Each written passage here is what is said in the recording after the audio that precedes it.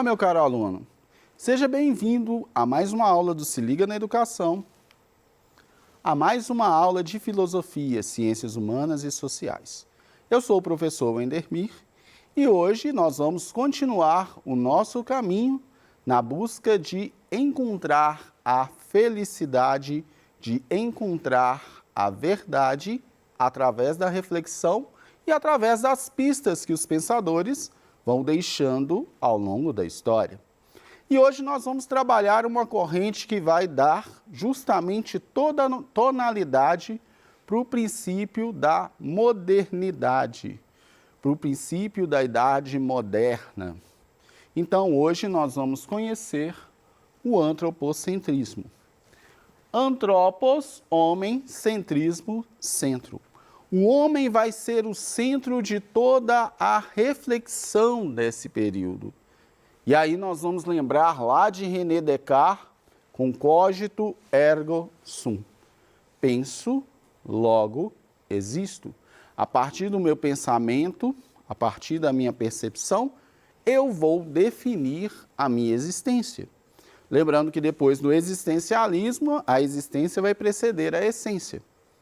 E aí nós já vamos estar no finalzinho já desse período antropocentrista. Lembrando que toda a reflexão vai estar voltada a esta realidade do homem aqui na Terra.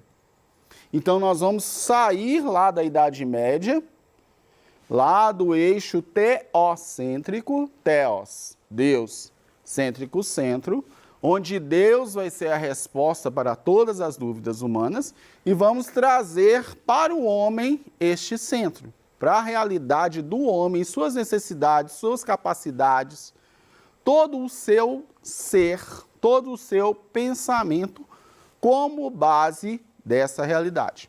Vamos entender um pouco mais lá na tela? Então, o antropocentrismo é o pensamento que atribui ao ser humano uma posição de centralidade em relação a todo o universo, seja como um eixo ou um núcleo em torno do qual estão situados espacialmente todas as coisas. Cosmologia aristotélica e cristã medieval, seja como uma finalidade última. Essa doutrina cria uma independência humana da figura divina, que por muitos séculos foi predominante em quase todo o mundo. O antropocentrismo surgiu na Europa, sendo o heliocentrismo de Copérnico e o humanismo dois dos seus principais marcos. De acordo com Nicolau Copérnico, a Terra girava ao redor do Sol, e não ao contrário, como se pensava naquela época. Então, as descobertas científicas vão trazer esta atenção à realidade do homem na Terra. As questões divinas já não respondiam tudo. Lembrando que aqui nós ainda vamos ter um embate entre fé e ciência, entre ciência e religião. Então, muitas pessoas, vão para a fogueira nesse período, porque vão trazer uma realidade fora do pensamento da fé. Vão trazer uma verdade que não é comprovada pela fé. Aí vem a questão da heresia, que é justamente uma verdade que eu não posso comprovar pelos meios da fé. No entanto, quando eu percebo que aquilo que a religião trazia não responde totalmente o que é a verdade, o que é o real, quando Copérnico percebe que a Terra não é o centro do universo, que a Terra não é o centro do sistema solar, e sim o Sol que é o centro do sistema solar, e depois nós vamos ver Giordano Bruno, que vai trazer também uma outra realidade, que não existe só o sistema solar, existe o universo com diversos sistemas solares, com diversas realidades que podem existir vida também, porque muitas pessoas até hoje pensam que existe vida só na Terra, pensa que existe vida só no nosso planeta, sendo que a ciência já provou que primitivas ou não existem outras formas de vidas em outros lugares, em outros planetas. Então, Isso hoje já traz um pouco de problema para a mente de muita gente. Agora, você imagina isso lá atrás, por volta de 1400, 1500. Lembrando que o homem está descobrindo o mundo também nas navegações nesse período. Ele está vendo que o mundo não é só aquela Europa, não é só aquele pedaço de terra que ele conhecia, que a terra não é plana. Porque também tinha o pensamento da terra plana. O pensamento que os navios sumiam porque eles caíam no universo, porque a terra era como se fosse uma tábua. Então isso tudo vai trazer esta centralidade do homem. Isso tudo vai trazer com que o homem possa perceber e trabalhar essa realidade, este mundo a que ele está preso, a que ele pertence. Vamos continuar? Então vamos entender um pouco mais do heliocentrismo. Heliocentrismo é o nome do modelo estrutural cosmológico que coloca o Sol no centro do universo. Nicolau Copérnico, que apresentou em 1530 o modelo matemático que mais se aproxima do heliocentrismo após cerca de 30 anos de observação. Então, todo experimento científico vai requerer do pensador, do filósofo, para que haja uma comprovação e não só um eu acho, vai exigir provas, vai exigir estudo, vai exigir método, vai exigir aprofundamento. Então é o que você, aluno, está fazendo para definir a sua vida profissional. Então você está trabalhando ao longo de toda a sua vida provas, criando conhecimento para assumir uma posição na sua vida adulta. Então, toda coisa, tudo que nós fazemos, tudo que foi feito pela humanidade, nós tivemos que criar métodos, nós tivemos que aprofundar em conhecimento para chegarmos a uma conclusão. Lembrando que nem sempre a conclusão que é alcançada é uma conclusão que vai satisfazer e agradar a todos. Aqui nesse período, qualquer pensamento que fugia da religião não agradava. Qualquer coisa que contestava a perfeição do céu, a perfeição das coisas criadas por Deus, porque aqui já vai começar a perceber, olha, Deus criou o mundo, por aí vai. Mas não, Deus não criou só o mundo, existem outros mundos. O mundo não é o centro do universo, é o Sol que é. E isso tudo, gente, vai gerar muitos conflitos, vai gerar muitas contestações. Então, o que nós vamos ter aqui? Nós vamos ter o homem começando a perceber a realidade ao seu redor de uma forma mais concreta. Eu costumo dizer aos meus alunos que a humanidade, ela é como uma criança. Nos primeiros meses de vida, tem todo um mundo imaginário, toda uma dependência, né, ao seu redor, onde ela vai se adequar às realidades da família. Depois, com o passar do tempo, vira aquele momento de criança que começa a descobrir e explorar. Ainda tem muito do imaginário. Depois vem a adolescência, que é um período bem conturbado, porque todos aqueles mitos da imaginação vão começar a cair e a vida adulta já vai começar a cobrar uma postura. E a vida adulta propriamente dita, que é justamente o amadurecimento de todo o conhecimento adquirido ao longo da vida. Então a humanidade ainda está na adolescência, gente. A humanidade ainda tem muito o que descobrir para chegar a um conhecimento maduro. E daí nós temos os diversos problemas que nós temos em todas as esferas da realidade. Mas vamos continuar aprofundando no antropocentrismo. Vamos lá ao humanismo. Movimento intelectual difundido na Europa durante a Renascença, inspirado na civilização greco-romana, que valoriza um saber crítico voltado para um maior conhecimento do homem e uma cultura capaz de desenvolver as potencialidades da condição humana. Em outras palavras, eu vou buscar aqui aprofundar no conhecimento da realidade, eu vou buscar aqui aprofundar nos métodos científicos, na forma de conhecer o mundo e provar este conhecimento. E aí nós vimos lá, né, Copérnico que vai provar o seu conhecimento, e daí nós vamos ver também toda a ciência que vai se desenvolver e vai trazer benefícios para a vida humana como um todo. Então, doenças que matavam vão começar a ser pesquisadas, vão começar a ser investigadas, e hoje nós temos, para doenças que antigamente matavam, hoje nós temos uma profilaxia da qual não se mata mais. Nós estamos vivendo essa realidade de pandemia. Existe um grande grupo de cientistas pesquisando uma vacina para combater o coronavírus. E aí nós temos, através dos cientistas, toda uma profilaxia que deve ser feita para evitar o contágio do coronavírus.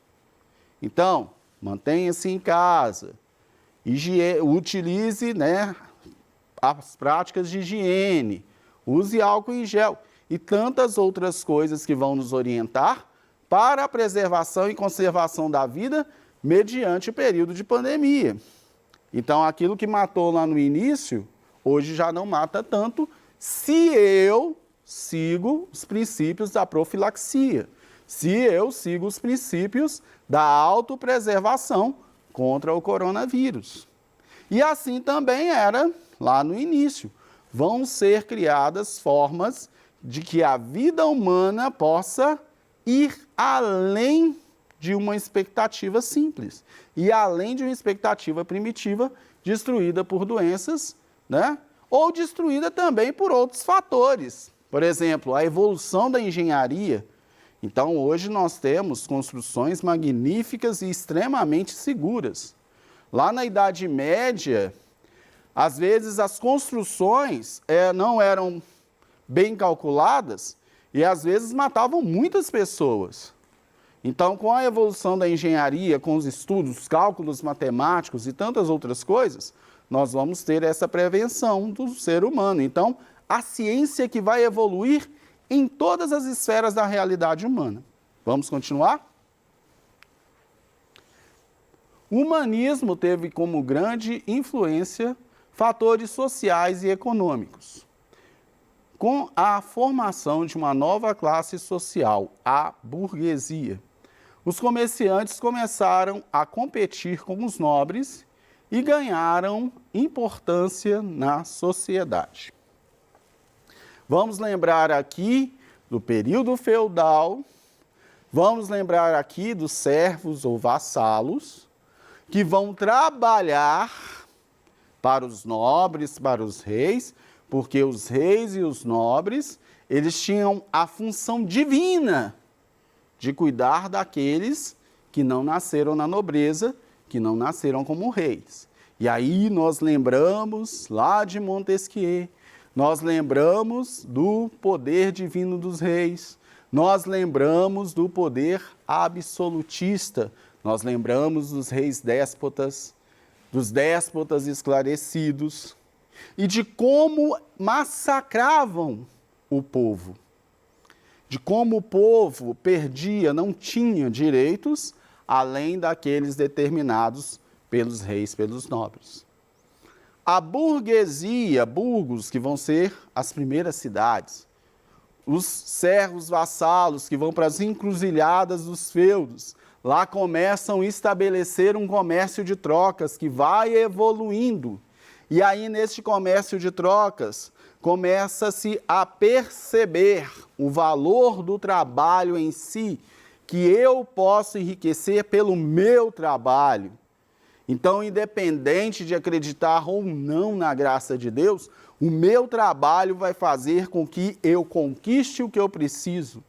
E isso já vai começar a gerar, lá no período feudal, vai começar a gerar esta crítica. Não preciso nascer rico, não preciso nascer nobre para conquistar. Com meu trabalho, com meu esforço, eu vou conquistar isso. E nisso nós teremos o investimento da técnica. E nisso nós teremos o investimento do conhecimento e investimento nas ciências. Características do movimento. Teocentrismo versus antropocentrismo, e aí eu já expliquei essas duas vertentes. Lembrando, teocentrismo, Deus vai ser a resposta para todas as coisas. Versus o antropocentrismo, o homem sim é a medida e resposta de todas as coisas. Separação entre a música e a poesia. O cientificismo, a descrição da figura humana, suas expressões, detalhes e proporções, principalmente no campo da arte.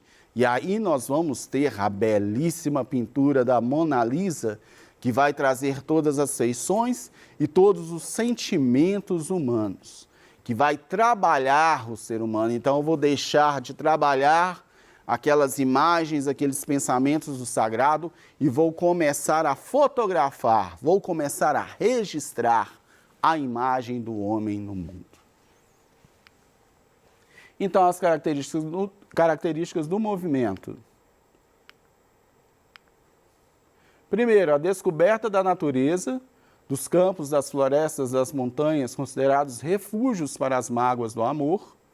Descentralização do conhecimento, até então controlado pela Igreja Católica, e apoio aos valores cristãos e medievais. Ou seja, eu vou trabalhar o sentimento humano propriamente dito, vou investir, vou evoluir dentro do conhecimento científico, mas isso não significa, e aí vem a questão final, que eu deva abandonar a fé. Então, a fé e a razão podem caminhar juntos, sim. Só que a gente sabe que isso vai ser admitido séculos depois. Vamos continuar? As principais correntes desse período foram o iluminismo, renascentismo, racionalismo, empirismo e, para finalizar, o existencialismo. E aí vamos à nossa reflexão. O que você pensa sobre mim não vai mudar quem sou, mas pode mudar o meu conceito sobre você, frase da série Dr. House. Então, o homem como centro da reflexão neste período vai trazer o início de toda a evolução técnica, de toda a evolução do ser em si, e daí nós vamos ter o desenvolvimento da psicologia, deste estudo do homem enquanto homem, das suas necessidades mentais, de suas necessidades espirituais. Então, nós vamos ter o aprofundamento disso e nós vamos também perceber quais são as necessidades que o homem tem, além daquilo que era proposto pela religião. Lembrando, lá na Grécia, a Odisseia sempre vai nos dizer o seguinte, olha, uma frase lá de Poseidon, o homem não é nada sem seus deuses. Nós precisamos de algo além da existência para que possamos entender a nossa realidade. Então, a finitude dentro do ser humano não é a resposta. O período vida e morte não são respostas. É necessário acreditar, mesmo que o existencialismo me fala que é só o aqui e agora, mas é necessário que nós possamos perceber que o homem é um ser de infinitude. Então hoje, meus caros, vamos ficar com esta reflexão. Agradeço a todos vocês pela participação na aula e até a próxima.